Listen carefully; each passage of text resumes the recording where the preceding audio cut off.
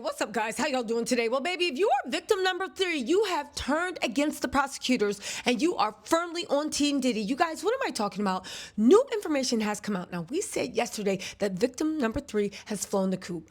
Baby, maybe it's a payoff, maybe it's something else. At the very least, she has officially turned over at the prosecutors. She is literally saying that she never wanted to testify after literally windmilling in the comments last week, saying that she wanted to be upfront using her real name and anything. You guys, this is a brilliant but underhanded legal tactic that Diddy's team is using. We talked to some legal experts. We're going to talk about why. We're also going to talk about the way Diddy thinks that he only needs one. It's a 1 in a million chance, but he thinks he only needs one juror to buy into his misogyny, buy into his anti-woman stuff, and buy into the fact that this is nothing but lovers that the prosecution decided to go after and make it into something ugly. They can't really use that Cassie did a money grab, because, baby, they already said that Cassie already got her money.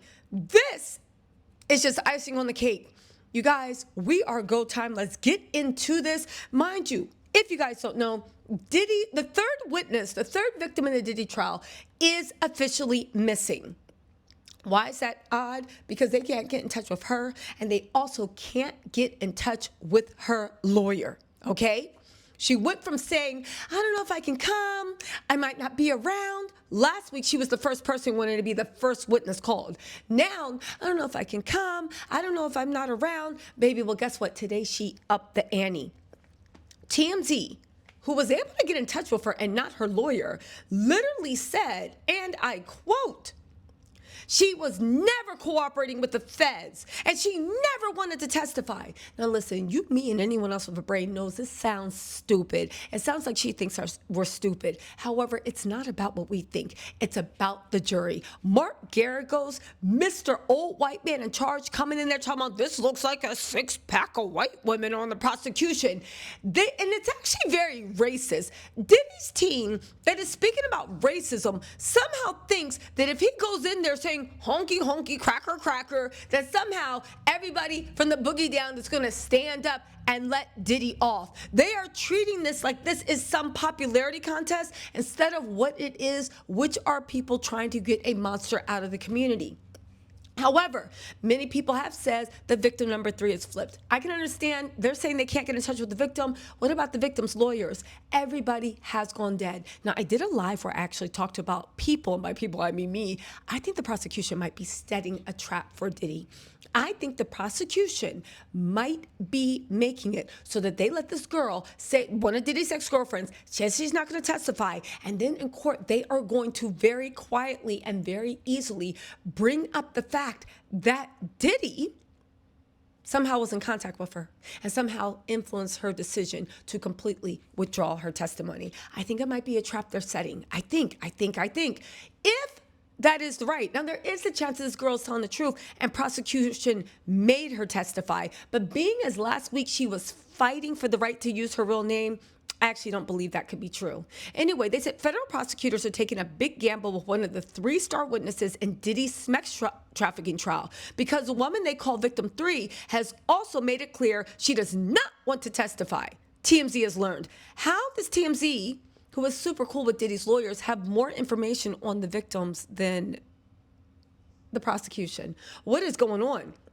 During jury selection, lead prosecutor Maureen Comey admitted the feds do not know where the alleged victim, one of Diddy's ex-girlfriends, intends to appear. Whether she intends to appear in court to testify against him. She said the woman does not live locally. There's an issue getting in touch with her attorney. She may not even show up to the court despite a subpoena. Now, again, they can ask the judge to issue an order to go snatch her up. Again, I find it odd that TMZ has this information. And Mark Garagos is on Diddy's legal team, but Mark Garagos doesn't have a gag order. And this is why the judge needs to put a gag order on Mark Garagos. How is it that the prosecution allowed Diddy, and again, I'm sure they have some tricks in their bags. The Southern District of New York are no joke, but you allow Diddy to get it so that everybody is gagged. All the witnesses, all the lawyers, everybody's gagged, but somehow Diddy's team is literally putting out stuff directly with TMZ and directly on podcasts, baby, Diddy is playing dirty, but I'm sure there is something in the law that can protect this. Anyway, right? TMZ sources with direct knowledge say the woman has never cooperated with prosecutors and never gave them any indication she'd be willing to take the stand during trial. It begs the question, why did the prosecutors add her to the Diddy indictment, and will they address her absence next week during opening statements? Okay, first of all, TMZ, in my opinion, is trying to do jury tampering. The prosecutors added her to the indictment because she chose proof that Diddy broke the law. Just because somebody might violently beat you up or great people do. Here's the thing I don't understand, and Diddy's people are trying to play off of this, and it really makes me disgusted. Does everybody understand that the reason why it's the U.S. v. Diddy Combs is because Diddy is a danger to society? Do you realize that? I don't care. And one moment is like, I like it. He can hit me. He can do this. I don't even care. That's one thing. But just because you choose to enable a monster doesn't mean that the monster can't be stopped. Because anybody with a brain knows he's not going to just stop with you. He's going to go to the next girl and the next girl and the next girl or guy. And just because you're okay with it does not mean in any way that you are not a menace to society. So for TMZ, a website created by a lawyer that is friends with lawyers, that knows what they're doing, to literally print, it begs the question, why did the prosecutors add her to Diddy indictment? Because she was victim of Diddy's crimes and she was a witness that needed to testify. You know. And will they address her absence next week during the opening statements? Let me get this straight.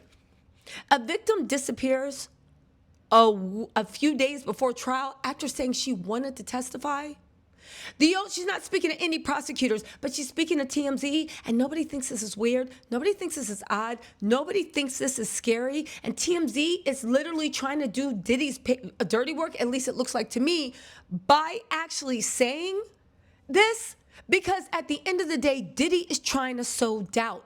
Lest we not forget, you only need one person on the jury to think that Diddy got a raw deal. You only need one person on the jury to think that Diddy's not guilty. You only need one person on this jury to believe the bullshit. And TMZ is helping push Diddy's bullshit. At this point, it's still unclear who prosecutors will call to testify at the beginning of the trial. Well, since you know so MFing much, TMZ, since you can get in touch with victims that the prosecution can't, why don't you ask your source who are the people?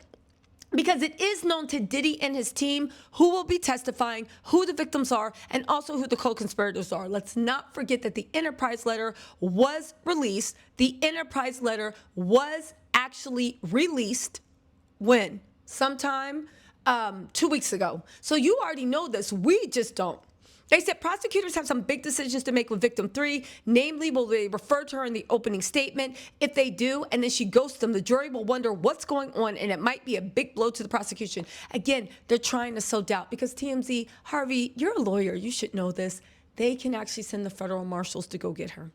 They can get the federal marshals to go get her. Okay? This is actually laughable, and it's really sad. But again, Diddy only needs one. Diddy only needs one. Again, they only need one. Again, what do y'all think? I think this is a travesty. I think it is disgusting. I think that Diddy is playing dirty. And if you look at the comments, they're starting to shift the narrative from there were no real victims. It was just swingers and Diddy's being corralled because of a racist system. Man. Will the racist system have Diddy running through the halls in a towel, stomping Cassie and dragging her back to a freak off? Y'all listen, let me let you know. Let me know what you think in the comments. I'll call y'all. I'll talk to y'all later. Bye.